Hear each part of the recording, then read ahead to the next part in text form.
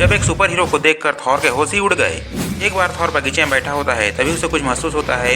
Thor को दूर से बिजली चमकती हुई दिखाई देती है, जिससे थॉर को किसी बड़ी मुसीबत का अंदेशा होता है। इसलिए थॉर अपने हैमर को पकड़ता है और उड़ता हुआ बिजली की तरफ जाने लगता है। आसमान में उड़ते हुए थॉर देखता है कि ये बिजली बहुत बड़े ज्वालामुखी के ऊपर से आ रही है। थॉर तुरंत वहाँ पहुँचता है। वो नीचे देखता है जहाँ कुछ चमक रहा होता है। थॉर नीचे जाता है, तभी उसके सामने एक सांप की शक्ल का मॉन्स्टर आ जाता है, जो थॉर को एक पिंजरे में पकड़ लेता है। लेकिन थॉर अपने हैमर के एक ही वार से पिंजरे को तोड़ देता है और मॉन्स्टर से पूछता है, तुम कौन हो और यहाँ क्या कर रहे हो? पर मॉन्स्टर कुछ नहीं बोलता। तभी थॉर वहाँ एक चमकता हुआ क्रिस्टल दिखता है और समझ जाता है कि ये मॉन्स्टर इस जादुई क्रिस्टल की पावर से ले रहा है। थॉर मॉन्स्टर पे अटैक कर देता है और दोनों के बीच लड़ाई शुरू हो जाती है। थॉर अपने हैमर से मॉन्स्टर पे पावरफुल अटैक करता है, जिससे मॉन्स्टर घायल हो जाता है।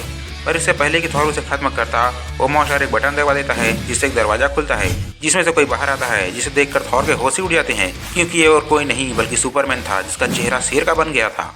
थॉर ने जब शेर की सूरत वाले सुपरमैन को देखा तो थॉर के होश ही उड़ गए। लेकिन इससे पहले कि थॉर कुछ करता, सुपरमैन ने थॉर को जोरदार पंच किया, जिससे थॉर दूजा गिरा। थॉर ने सुपरमैन से कहा, मैं तुम्हारा दोस्त हूँ। लेकिन सुपरमैन बिना कुछ सुने थॉर को मारने लगा। सुपरमैन एक के बाद एक थॉर को पंच मारने लगा। थॉर को समझ नहीं आ रहा था कि सुपरमैन को क्या हो गया है।